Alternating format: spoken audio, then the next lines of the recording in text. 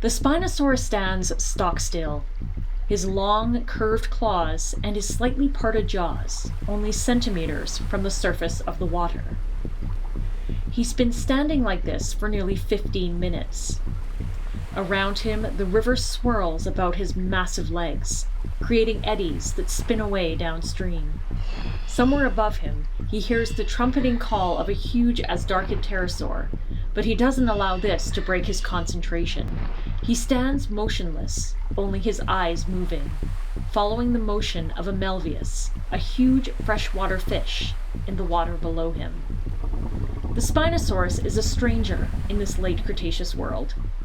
He hails from the early Cretaceous of North Africa, where the environment is very different.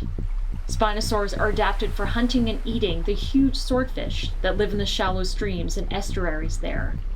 But there is nothing like those swordfish here in the late Cretaceous of Grande Prairie. The best he's been able to find are the melvius, but these freshwater fish are much faster and more agile than the swordfish he's used to. Having not been able to score a decent meal in days, the Spinosaurus is very hungry. He suddenly lunges forward into the water, using the claws of his long forearms to swat the fish out of the water and onto the bank. The fish flops in the sand, its silver body writhing as it tries to wriggle back into the water.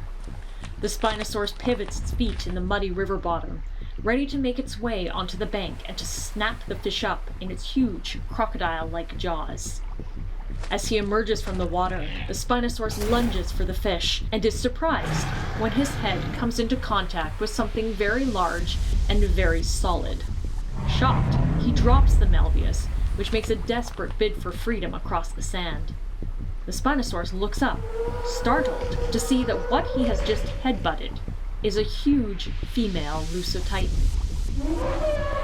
The two dinosaurs are new to each other. The Spinosaurus is from the Cretaceous of North Africa, and the Lusotitan is from the Jurassic of Spain.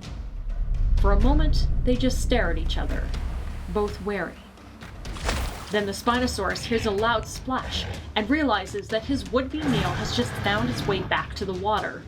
He bellows in frustration and rears back, meaning to swing around and chase down the fish. The Lusotitan mistakes the movement for a predatory attack, and she immediately goes into defense mode, swinging her considerable 30-ton body towards the Spinosaurus and smashing into him. The Spinosaurus is knocked sideways, but his long, low-slung body means that he can retain his balance. He immediately attacks back, lunging for the Lusotitan's neck. His jaws are long and surprisingly fragile for a theropod, but his teeth are razor-sharp, and his snapping bite rakes a wound into the Lusotitan's thick skin.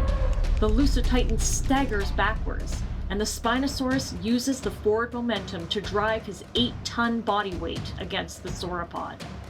The Lusotitan falls onto her side, but not before one of her lethally sharp thumb spikes catches the Spinosaurus in the side.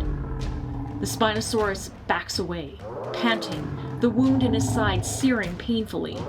He has incapacitated the Lusotitan, who lies helpless on her side in the sand. He knows that it will be some time before she is able to rise again, and knows that she will not try to mess with Spinosaurus again anytime soon.